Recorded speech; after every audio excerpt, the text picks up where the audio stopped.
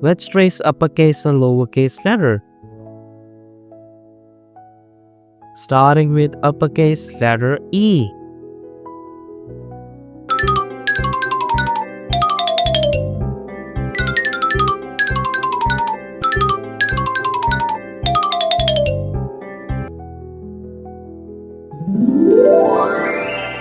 E is for elephant. E is for egg.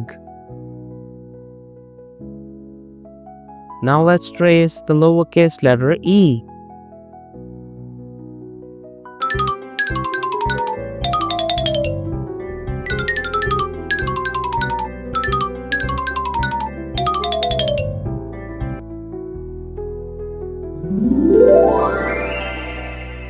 E is for ear.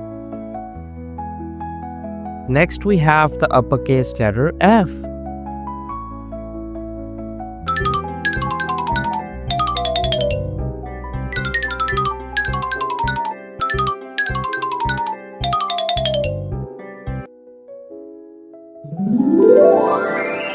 F is for fish.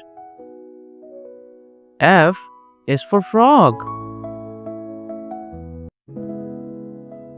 Now let's trace the lowercase letter F.